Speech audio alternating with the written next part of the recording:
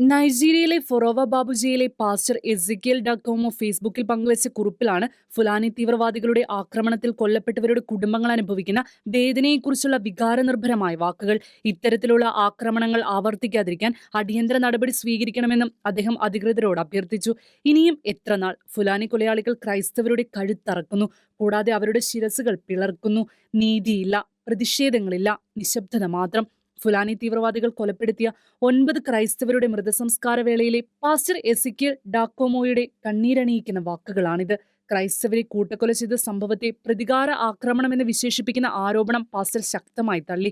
ക്രൈസ്തവർ കൊലപ്പെടുത്തിയതായി ഫുലാനികൾ ആരോപിക്കുന്നവരുടെ മൃതദേഹങ്ങൾ കണ്ടെത്തിയതായി പറയുന്ന പ്രദേശങ്ങളിലേക്ക് ക്രൈസ്തവർക്ക് പകൽ സമയത്ത് പോലും സുരക്ഷിതമായി പോകാൻ കഴിയില്ലെന്നും അദ്ദേഹം ചൂണ്ടിക്കാട്ടി. അതിനാൽ ക്രൈസ്തവർ തന്നെയാണ് സ്വന്തം അംഗങ്ങളുടെ കൊലപാതകത്തിന് കാരണക്കാരെന്ന ആരോപണം അടിസ്ഥാനരഹിതമാണെന്നും പാസ്റ്റർ വ്യക്തമാക്കി. ഫെബ്രുവരി 22-നാണ് ആയുധധാരികളായ അക്രമികൾ ഡൊറോവോ ബാബുജെ ഗ്രാമത്തെ വളഞ്ഞത്. ആദ്യം ഫെഡറൽ റോഡിനരികിലെ ഒരു കടയിൽ ആക്രമണം നടത്തി 5 പേരെ കൊലപ്പെടുത്തി. തുടർന്ന് ഗ്രാമത്തിലേക്ക് കടന്ന അവർ 4 പേരെ കൂടി കൊലപ്പെടുത്തുകയും നിരവധി പേർക്ക് പരിക്കേൽക്കുകയും ചെയ്തു. സൈന്യം ഇടപെട്ടതോടെയാണ് അക്രമികൾ പിൻവാങ്ങിയത്.